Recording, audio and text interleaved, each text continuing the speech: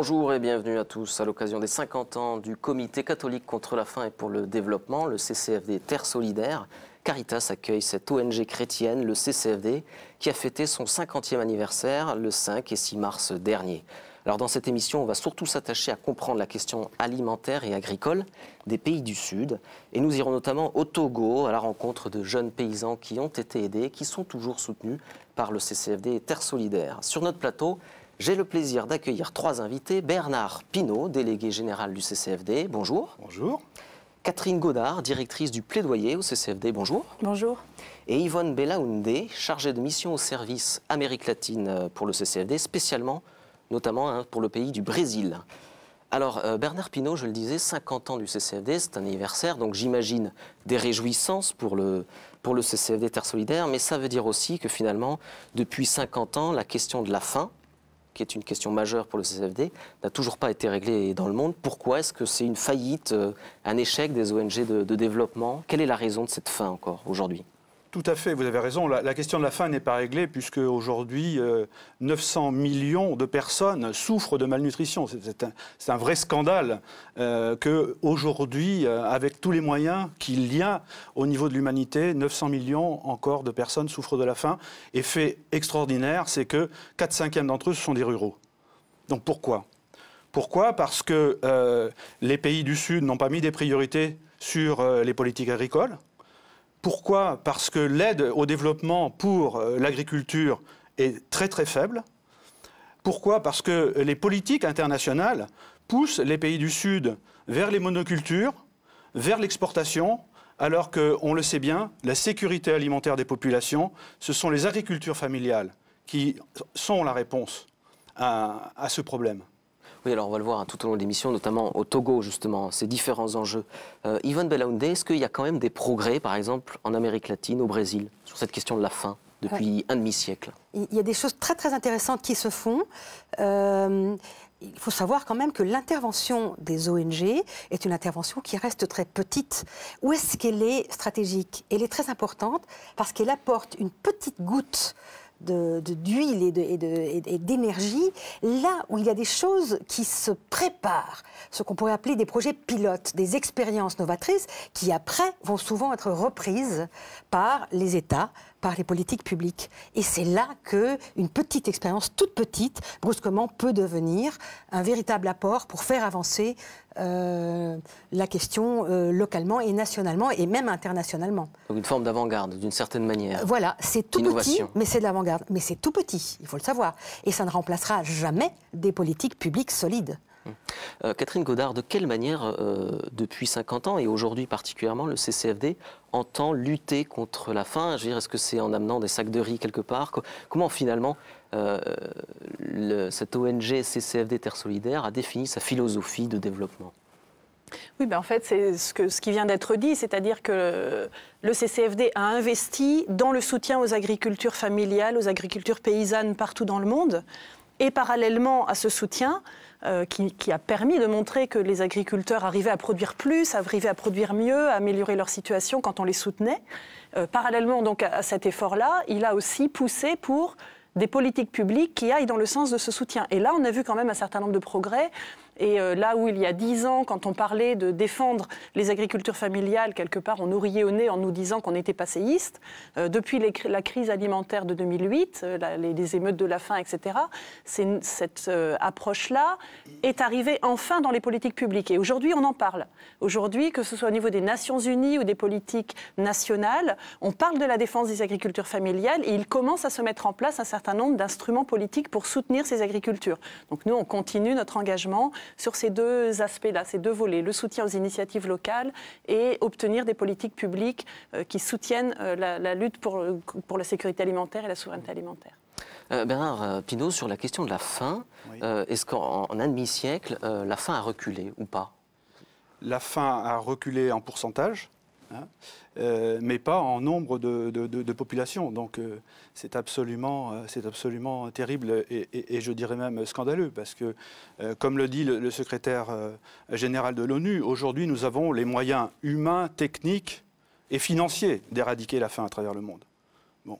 Et donc ce qu'il manque, c'est une volonté politique, hein, tant des pays du Sud mais aussi des pays du Nord, pour vraiment prendre les moyens de l'éradication de cette pauvreté et de cette faim à travers le monde. Alors, Catherine Godard, c'est la logique du CCFD, ce n'est pas une logique d'ONG urgentiste qui vient intervenir pour nourrir comme ça pour 3 mois, 6 mois, 1 an des populations qui, par exemple, subissent la famine. C'est une philosophie de développement, c'est-à-dire concrètement, ça veut dire Absolument. quoi? Si on regarde, la priorité du CCFD depuis 50 ans a été de lutter contre la faim en agissant pour des politiques de développement. Et donc la lutte contre la pauvreté, pour nous, ça passe par le renforcement d'un système agricole qui fonctionne. L'agriculture est une clé de développement partout dans le monde. Dans les pays occidentaux, on est passé par le développement de l'agriculture pour aller vers d'autres dimensions du développement. Dans tous les pays du Sud aujourd'hui, c'est une étape incontournable. Et donc, dans ce processus-là, on a déjà quand même un certain nombre de choses qui ont évolué. On revient maintenant vers un soutien aux agricultures locales, aux agricultures familiales, mais la concurrence est rude. C'est-à-dire que parce qu'il y a des agricultures intensives, industrielles, qui aujourd'hui, dans lesquelles finalement toutes les politiques publiques ont misé. C'est ce que disait Bernard Pinault tout à l'heure. On a beaucoup misé sur les agricultures d'exportation et les agricultures intensives en capitaux, etc. Donc nous, ce que nous disons, c'est qu'il faut miser sur les hommes et les femmes avant tout, parce que c'est par eux que va passer la lutte contre la faim. Quand vous dites politique publique, c'est-à-dire dans les États, et notamment les États des pays du Sud, on a favorisé cette logique-là, c'est-à-dire pas la logique d'une structure familiale, enfin, d'une agriculture familiale, c'est ça? Absolument. Ouais. Depuis 30 ans, les politiques publiques misent sur les infrastructures, les investissements en capitaux et non pas sur les paysans, les paysannes qui, pourtant, depuis des siècles, nourrissent la planète. Ils ont été complètement négligés et abandonnés depuis 30 ans. Et pourquoi? Enfin, pour quelle intention? Parce que investir dans l'agriculture ne permet pas d'avoir une rentabilité en capitaux à court terme. Aujourd'hui, on est dans une logique de financiarisation de l'économie, de rentabilité à court terme. On n'investit pas dans l'avenir, on n'investit pas au service des populations les plus pauvres. Ça n'est pas rentable suffisamment à court terme. Alors vous parliez d'œuvrer dans le domaine agricole, notamment en soutenant le milieu paysan, les structures agricoles familiales, notamment pour qu'ils soient solides. Alors au Togo, par exemple, le CCFD soutient depuis 8 ans un mouvement qui a été lancé par des jeunes paysans, le mouvement pour une alliance paysanne togolaise, le MAPTO. Je vous propose de découvrir ce MAPTO et le soutien apporté par le CCFD dans ce reportage de Sibylle Delettre. On regarde. Ils viennent, ils descendent. Quand on prend tout ce que j'ai fait, ça fait hectares. Tintiba est un paysan togolais. Depuis une dizaine d'années, il cultive du maïs et des haricots sur ses 4 hectares de terre. Un travail rude, à petite échelle, tout est fait à la main et les récoltes sont ramenées à pied jusqu'à la ferme, un chemin de plus de 3 km. Il y a 8 ans, bien décidé à devenir acteur de sa vie, il se lance dans un grand pari avec 6 autres jeunes agriculteurs. La création du MAPTO, le mouvement pour une alliance paysanne au Togo. En tant que paysan même, avant MAPTO, on ne veut même pas qu'on ne veut même pas être appelé paysan. C'est un mouvement qui a été créé par les paysans, qui est porté par les paysans et avec les paysans. C'est un mouvement dans lequel nous avons instauré une certaine démocratie, une certaine décentralisation où, au niveau de chaque palier, les gens se retrouvent pour discuter de leur métier, des situations et des enjeux locaux.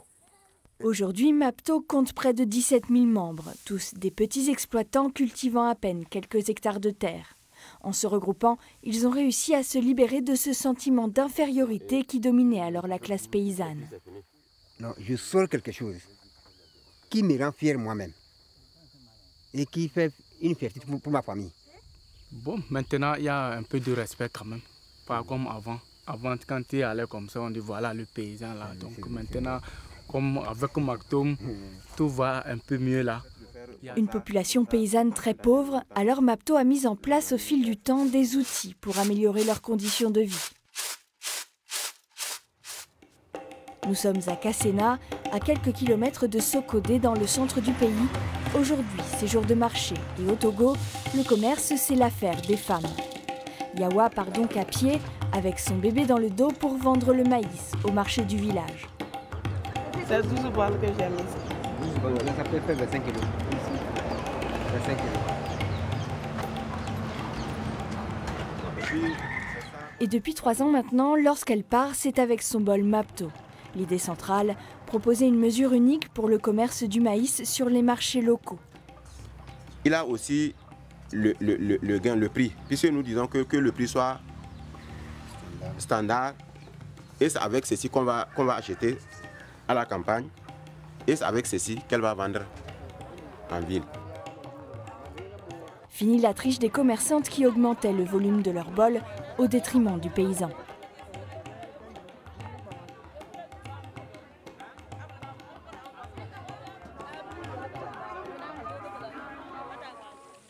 Autre programme mis en place par MAPTO, le programme filière. Il concerne les céréales et les maraîchages.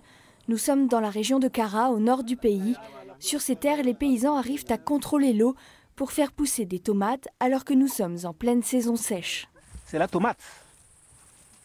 Ça, ceci-là, c'est la variété locale. Je peux aller jusqu'à 100 kilos, voire même 500 kilos. Oui, parce que c'est une petite portion. Au centre de ce programme, l'entraide, mise en place d'un approvisionnement en engrais groupés, formation des paysans à la vie coopérative, apprentissage de la gestion de l'eau et à long terme, mise en place d'un marché central pour pouvoir harmoniser les prix. Avec MAPTO, il y a l'échange des expériences. On travaille ensemble, surtout au moment de la vente. On arrive à nous-mêmes fixer le prix. Autour de cette rivière, il y a maintenant près de 192 hommes et femmes réunis en coopérative. L'aventure MAPTO existe et perdure également grâce au soutien du CCFD. L'association leur donne des fonds pour mettre leurs projets sur pied et accompagne également les dirigeants pour faire grandir la structure. Un chemin main dans la main sur le terrain. Bruno est venu passer 2 semaines au Togo pour faire un bilan de l'activité du mouvement. C'était au monde agricole lui-même à s'organiser pour construire ses propres solutions et éventuellement son propre rapport de force au pouvoir public. On est alliés sur un objectif commun qui est le développement agricole, qui est la dignité du monde paysan, qui est la sécurité alimentaire et qui est de permettre au monde agricole d'exister par lui-même. Et aujourd'hui, ils existent pleinement. Doté d'un bureau national à Sokodé, MAPTO est devenu une voix importante au Togo. Parmi les réussites du mouvement, la fixation du prix du maïs. En 2008, sous la pression de la crise alimentaire, MAPTO a réussi à faire passer le prix du quintal de maïs de 10 000 francs CFA à 15 000. Nous avons une place dans les instances décisionnelles, dans les organisations et dans les débats qui se font au niveau national. Nous avons une place importante. Pour citer un exemple en passant, le MAPTO vient d'être élu à la vice-présidente de la coordination togolaise des organisations paysannes. Aujourd'hui, MAPTO a encore du chemin à parcourir pour devenir complètement pérenne, mais ils ont déjà réussi leur pari initial, redonner leur dignité et leur fierté à tous ces paysans. Voilà, reportage au Togo auprès des jeunes paysans du MAPTO, soutenu par le CCFD Terre Solitaire depuis presque une dizaine d'années. Bernard Pinault, dans ce cas concret, comment on peut définir le rôle du CCFD? C'est un rôle de tutorat, de formation, d'expertise? Comment on le définit? C'est un rôle d'accompagnement. On le voit très bien avec Bruno, notre chargé de mission pour le Togo. Régulièrement, il vient accompagner, voir où on en est. Mais c'est eux, comme le dit Bruno, c'est eux qui ont la solution à leurs problèmes. Le monde agricole togolais s'organise. Je trouve que ce document montre bien quelle est la méthode CCFD, si je puis me permettre. Le partenariat, c'est-à-dire ce sont eux qui ont la réponse à leurs problèmes et ce sont eux qui trouvent les solutions. Le CCFD Terre Solidaire n'envoie pas d'expatriés. Nous appuyons des organisations locales qui elles-mêmes mettent en œuvre ces projets de développement. Le deuxième point qui me frappe, c'est au départ 7 personnes. Oui. Aujourd'hui, 17 000 membres. 17 000 membres qui touchent à peu près 100 000 personnes en comptant les familles. Voilà. Le CCFD Terre Solidaire a su miser sur une petite organisation parce qu'elle était prometteuse et on sentait que là, il y avait une possibilité de démultiplication d'énergie. Alors qu'est-ce que le CCFD Terre Solidaire a apporté dans ce cas précis? De l'argent? Combien, par exemple? De l'argent, au début, à mon avis, je n'ai pas totalement en tête, mais à mon avis, c'était autour de 15 000 € au tout début. Ce que je me souviens, c'est que pour les 7, il s'agissait de pouvoir faire en sorte qu'ils soient en lien entre eux, parce qu'ils n'étaient pas au même endroit au Togo. Donc on leur a fourni de l'argent pour acheter des mobylettes et acheter des téléphones, pour qu'ils arrivent à s'organiser Et la phase d'après, d'ailleurs, c'était une formation auprès de 200 paysans, une formation de cadres paysans, afin de déclencher ce qui est devenu un vrai mouvement paysan. Quand vous dites concrètement une formation de cadre, c'est-à-dire c'est pas sur les questions agricoles à proprement parler, c'est sur quelles questions aussi ? Sur les questions agricoles, sur des questions techniques, mais c'est aussi sur comment organiser un mouvement dans une région du Togo, comment animer une réunion, etc., etc., mais aussi comment mieux produire, comment créer une filière de commercialisation, comment travailler la tomate alors qu'on est dans des zones sèches, etc., etc. C'est tout ça, quand on parle de formation, ça reprend tous ces aspects-là. Donc, de fait, le CCFD Terre Solidaire amène du financement, croit en ces personnes et accompagne le développement de cette organisation. Et ce qui est frappant après, c'est les réponses, c'est du respect et de la dignité. Voilà.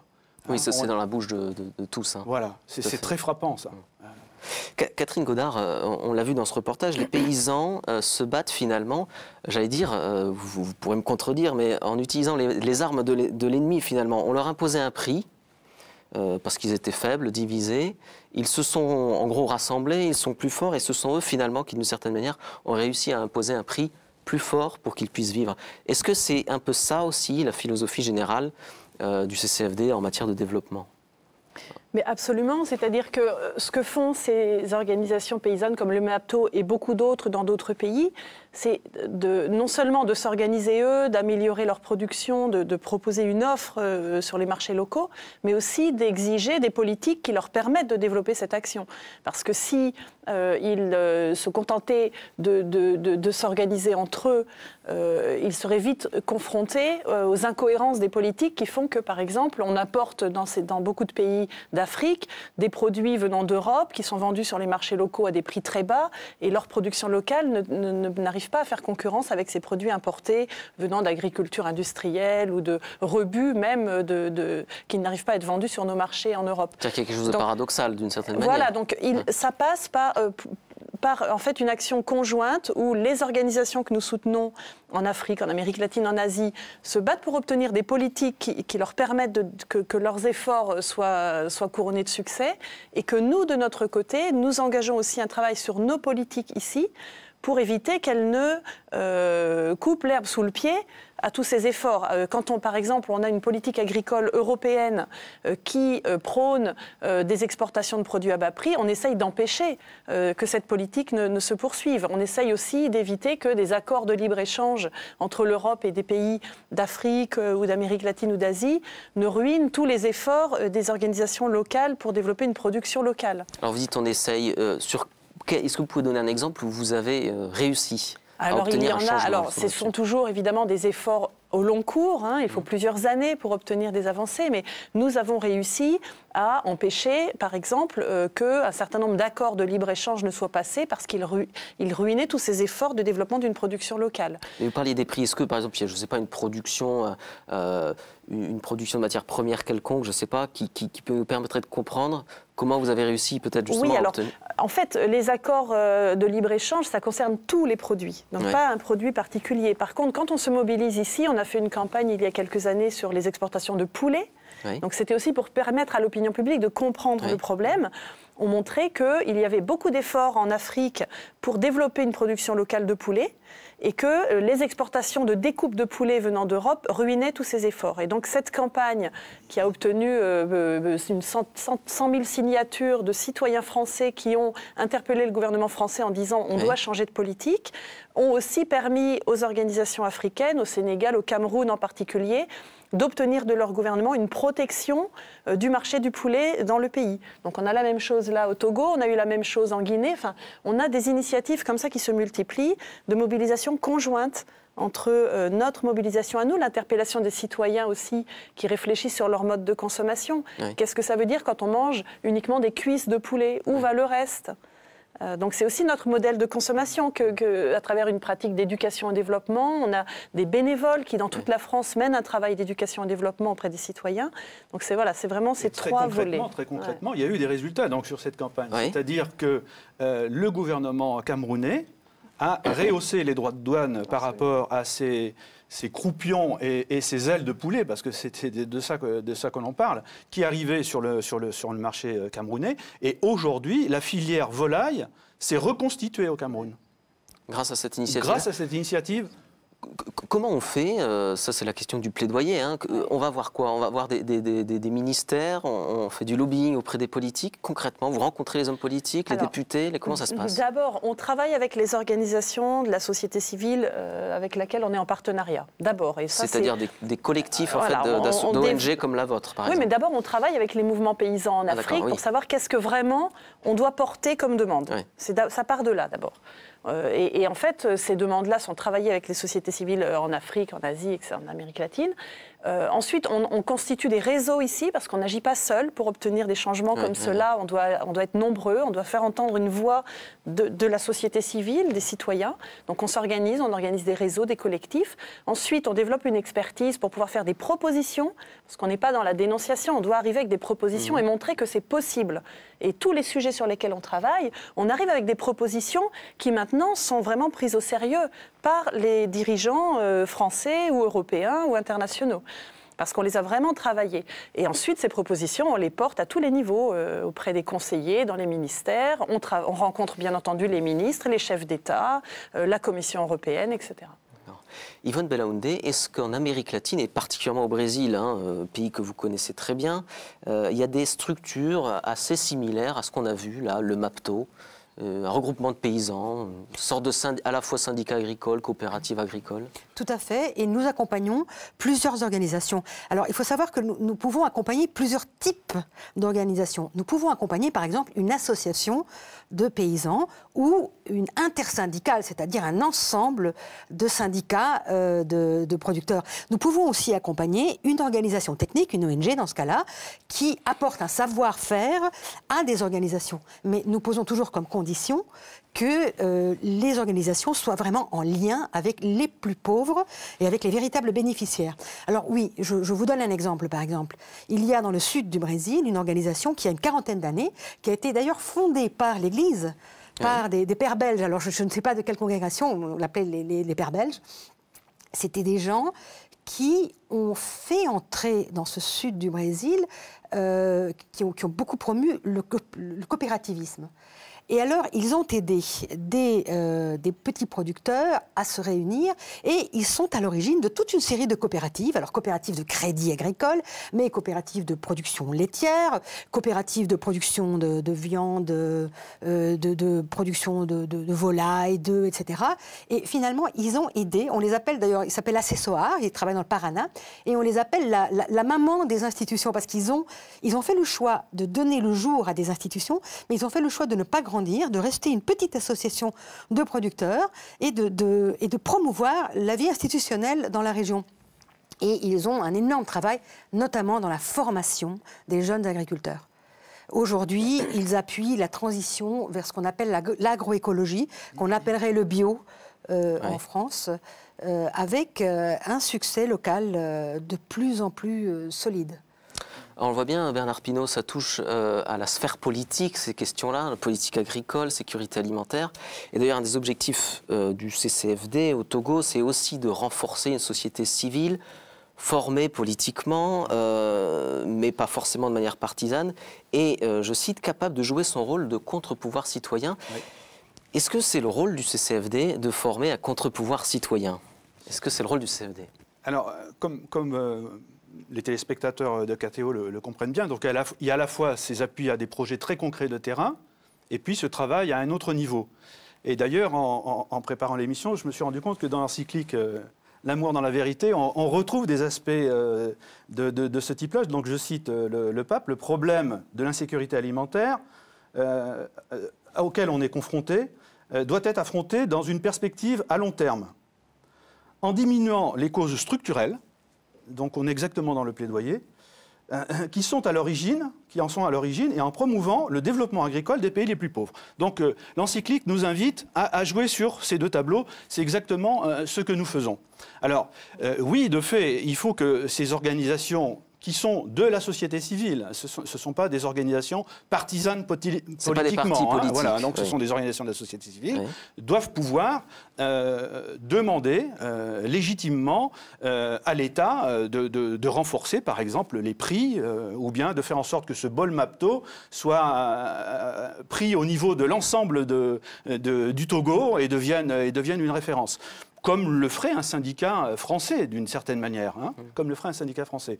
Donc nous considérons tout à fait que nous sommes tout à fait dans notre rôle d'organisation de développement que d'appuyer à cette structuration et à ce renforcement d'organisation de la société civile qui à la fois met en œuvre des programmes liés à la production, commercialisation, formation de leaders et à la fois donc puisse développer une interlocution, parce qu'il s'agit d'une interlocution. Quand on dit contre-pouvoir, il s'agit d'un dialogue en définitive. Hein. Il s'agit d'un dialogue comme les syndicats français peuvent dialoguer avec l'État pour faire valoir un certain nombre de revendications ou de propositions.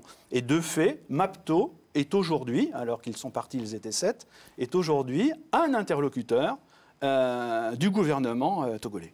Et jusqu'où on peut aller dans ce contre-pouvoir citoyen? Jusqu'où on peut faire la politique quand on est le CCFD, qu'on soutient voilà, tel ou tel partenaire? Jusqu'où ça peut aller? Alors oui, le CCFD fait de la politique au sens de la gestion du bien commun, pas au sens partisan. Et la ligne, elle est là, justement. Elle est quand on bascule dans la dimension partisane. Hein.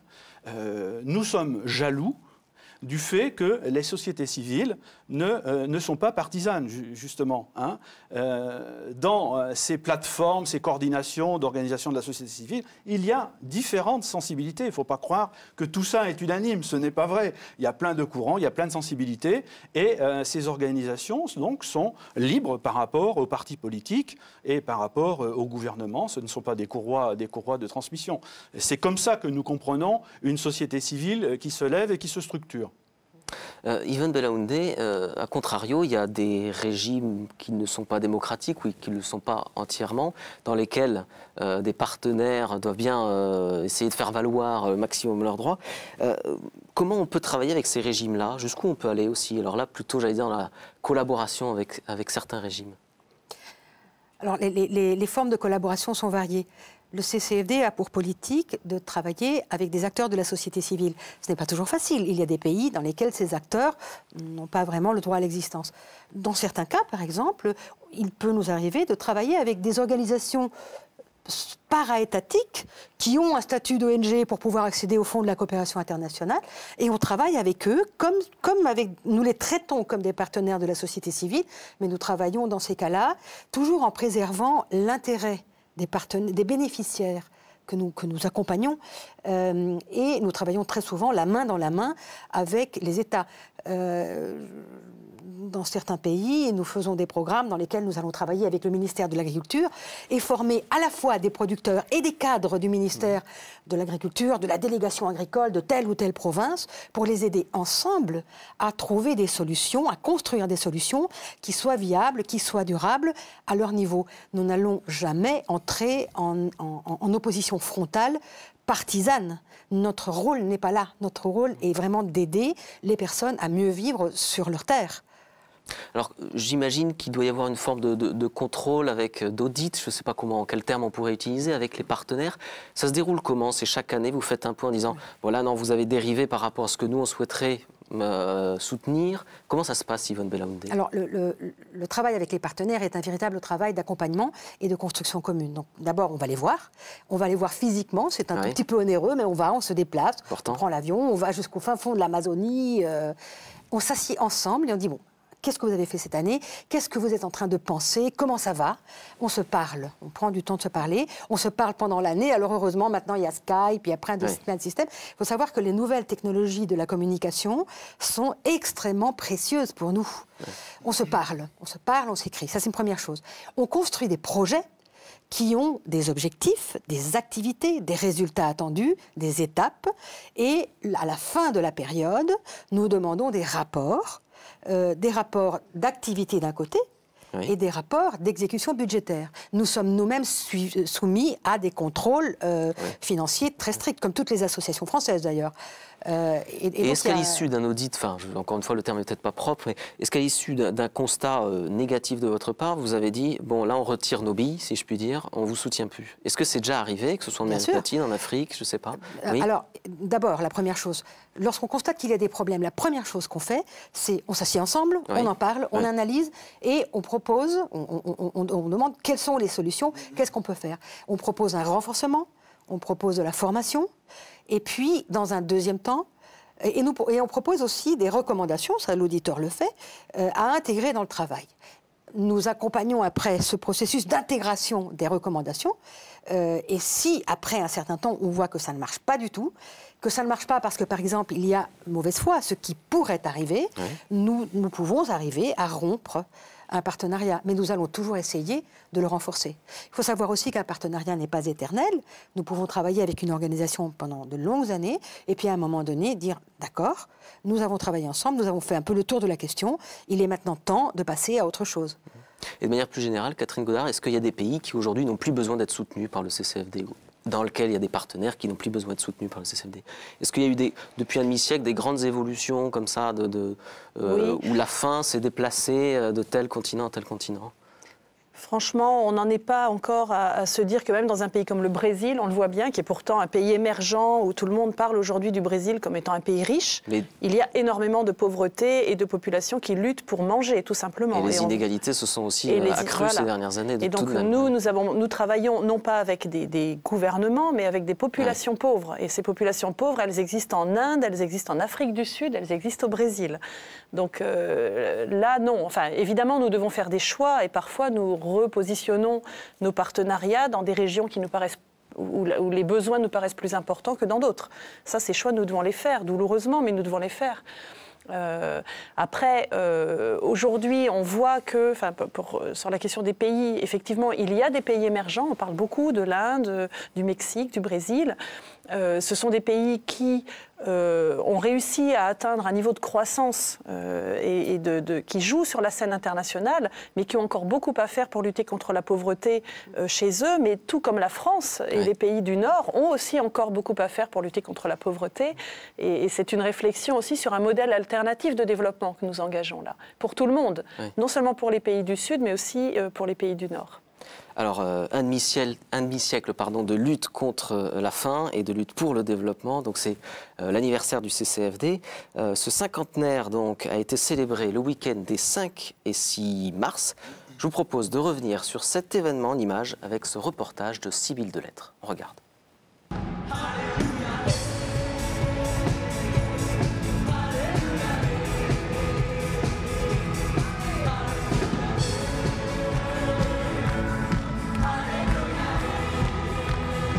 Des événements comme ça font que le CCFD s'ouvre aux jeunes. En fait, on n'a pas une messe banale, on a vraiment un espèce de mini-concert dans une basilique. Donc du coup, c'est vraiment une ouverture pour les jeunes via la musique, via le slam. Et je pense que ça donne envie aux jeunes de s'investir et de donner un peu d'eux-mêmes en fait. Je suis certaine que la relève des jeunes, elle est vraiment là. Parce que moi-même, j'ai déjà participé à des week-ends de formation organisés par le CCFD. Et il y avait plein de jeunes qui étaient là. Et il y a vraiment une dynamique jeune qui est là, quoi.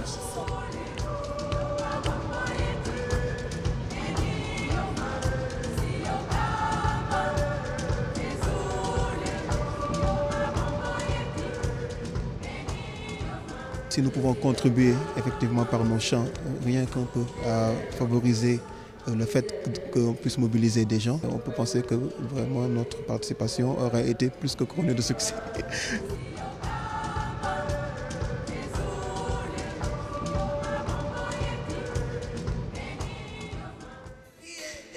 Pour les soldats de l'espoir, les tigres ardents de sable, toutes les princesses en lutte, les associations qui militent, religieuses ou laïques.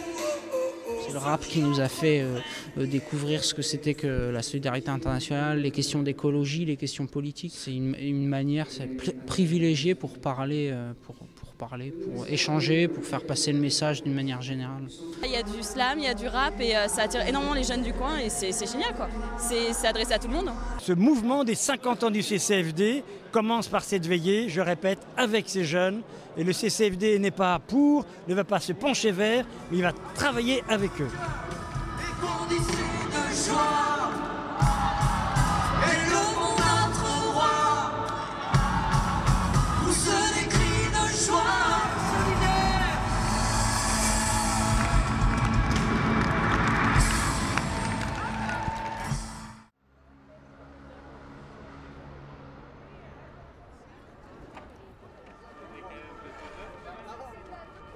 Ça marque une étape, c'est une façon de se retourner sur ce qui s'est vécu parce que le CCFD a évolué au cours de ces 50 années. Tout a démarré ici à Notre-Dame en 1948 et c'est un bon signe de revenir ici en ces lieux-là pour célébrer ces 50 années pendant lesquelles l'Église s'est engagée à fond auprès des personnes.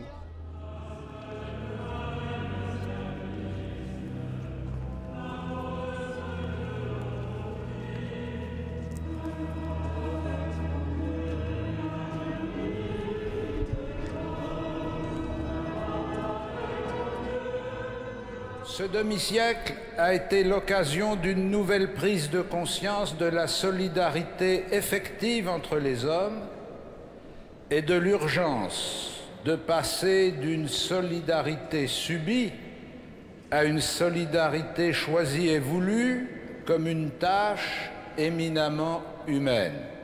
Nous avons besoin d'organisations comme le Comité catholique contre la faim et pour le développement pour que chacune de nos modestes actions s'inscrive dans une dimension ecclésiale et universelle. Nous avons besoin d'unir nos efforts pour que les déclarations généreuses des États développés se concrétisent réellement dans une véritable coopération.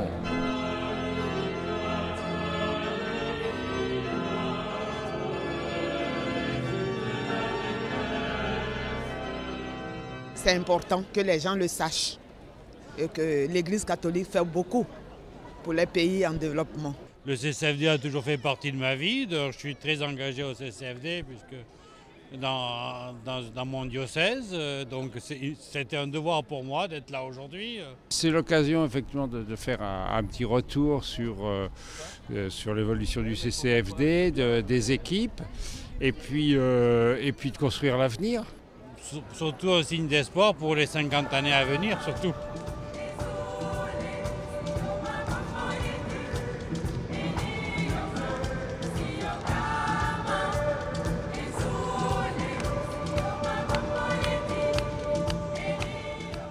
Bernard Pinault, une réaction par rapport à ce cinquantenaire, comment ça s'est passé? Est-ce qu'il y a eu des paroles fortes qui ont été dites, selon vous? Alors, il y a eu des paroles très fortes qui ont été dites pendant ce 5 et 6 mars. Le 5, c'était donc une soirée veillée de prière, chant. Oui.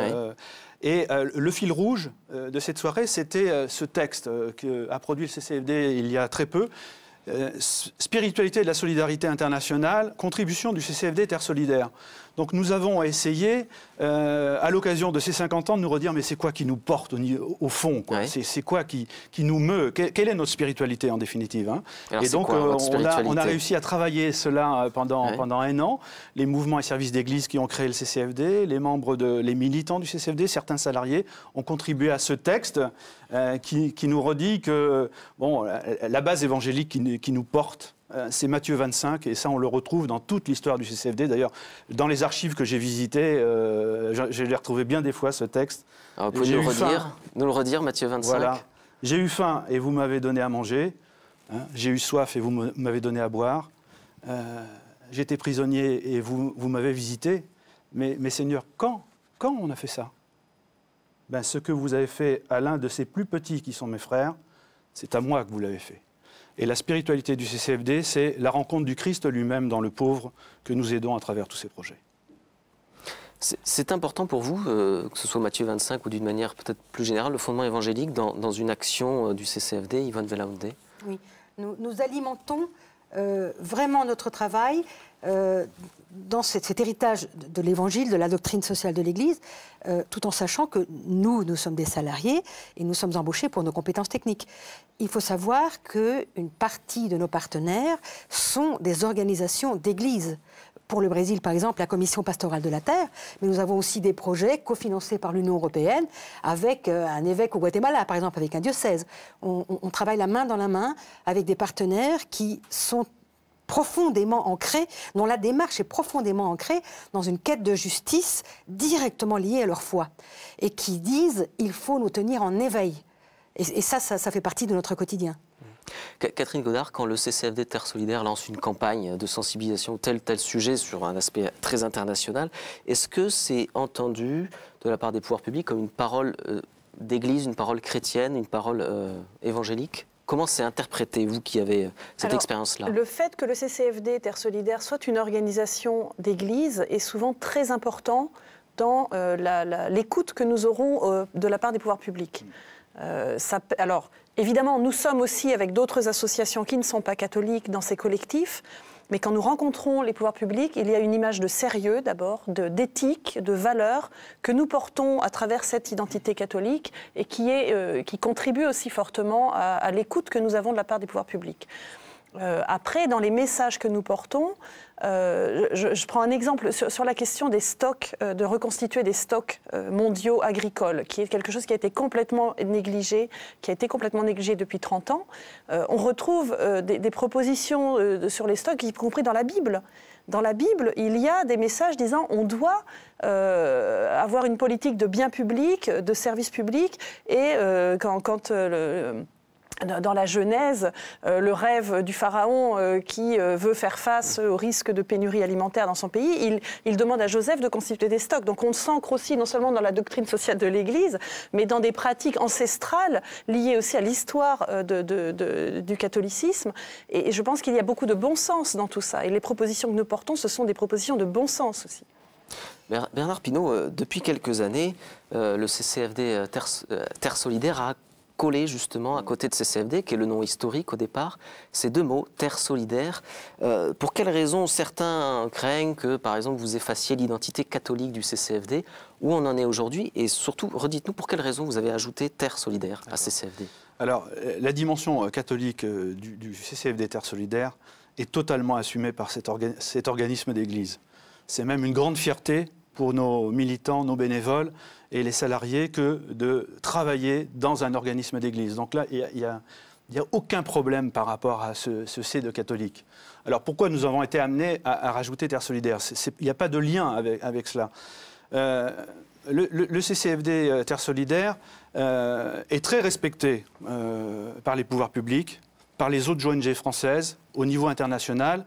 Nous avons une certaine renommée, si je puis dire, de sérieux, d'éthique, de valeur.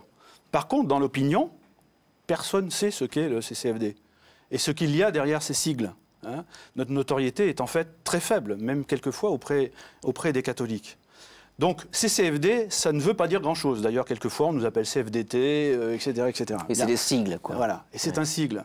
Et donc, il nous a semblé très important de nous donner un surnom qui aide le tout un chacun à comprendre un petit peu quelle est en fait la mission de cette organisation. D'où le Terre Solidaire, parce que notre mission, c'est la solidarité internationale. Qui sait ce que veut dire ATD, Quart Monde? Qui sait ce que veut dire ATD? Pas grand monde. Ça veut dire? Aide à toute détresse. Mais peu le savent. Oui. Par contre, ATD Quart Monde, c'est connu grâce à Quart Monde. Quart Monde nous permet de comprendre ce que fait cette organisation.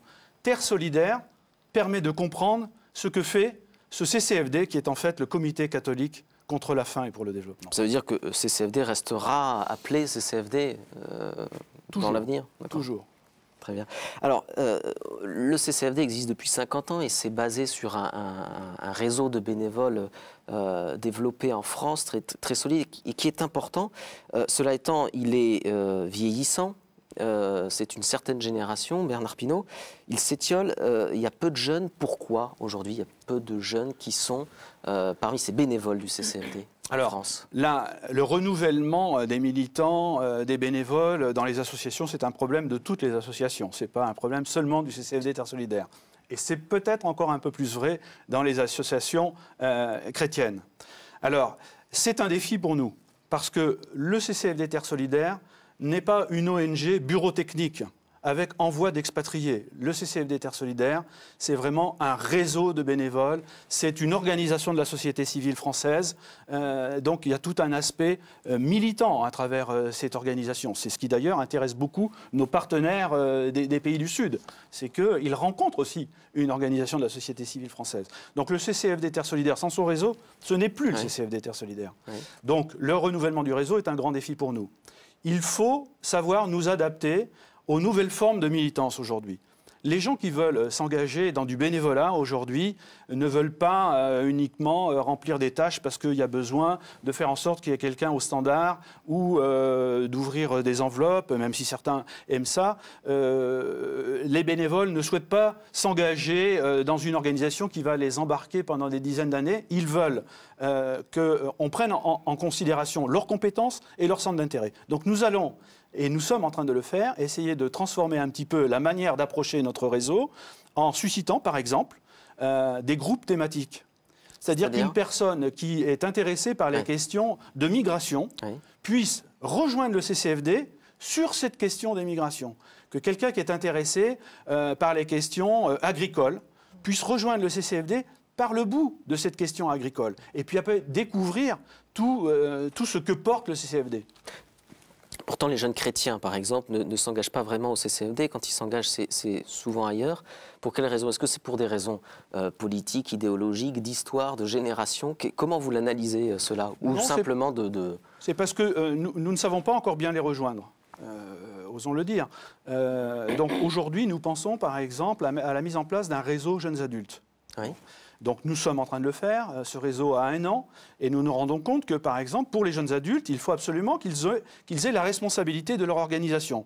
Donc nous acceptons tout simplement que ce réseau puisse s'organiser comme il le souhaite, sans rentrer dans les cases des équipes locales, de la structure habituelle du CCFD.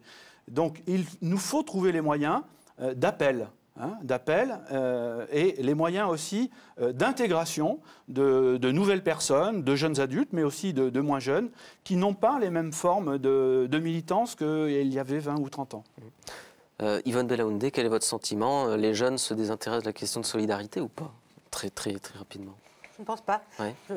C'est très complexe, parce que nous parlons ici d'une jeunesse qui elle-même est en train de chercher sa place dans la société. Alors moi, ce que je vois, c'est qu'il y a des jeunes, nous recevons des demandes, par exemple. Alors, ce sont différentes façons de s'intégrer à ce type de solidarité. Par exemple, nous recevons des tas de demandes d'étudiants qui veulent partir comme volontaires. Alors nous, on prend des stagiaires et on a été obligé de limiter un petit peu notre ouverture. Nous accueillons des stagiaires qui viennent travailler avec nous sur des missions spécifiques, soit au siège, soit en région, soit dans les pays. Oui, et ils vont chez nos partenaires.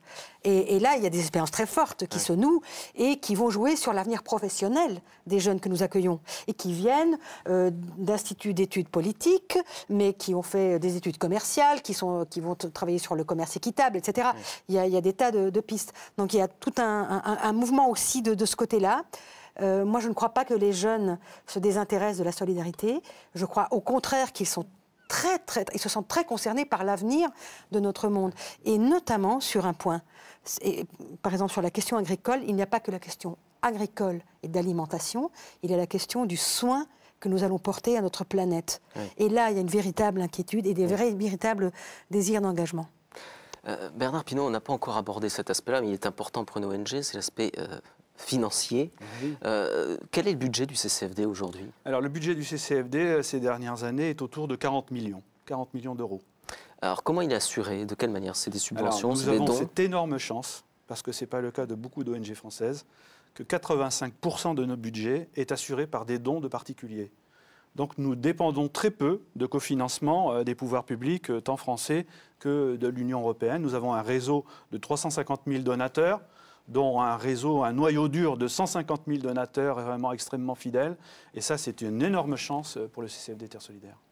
Et donc, ça veut dire que les 15%, c'est des subventions qui viennent d'où, en gros? Alors, le ministère des Affaires étrangères français, donc, et aujourd'hui, ça passe par l'Agence française pour le développement, l'AFD. L'Union européenne est aussi un cofinanceur, donc des cofinancements sur des projets précis. Hein. Ce ne sont jamais des cofinancements pour la structure, mais sur des projets précis. Et en gros, parmi vos dépenses, à grandes échelles, ça va où? Ça va pour les partenaires, ça va pour le plaidoyer, en gros? Alors, 65% va directement dans l'accompagnement aux partenaires. Le complément va sur ce qu'on appelle l'éducation-développement, c'est-à-dire la sensibilisation de l'opinion aux questions de mal-développement, et sur le plaidoyer, il y a 10% à peu près de gestion de la structure.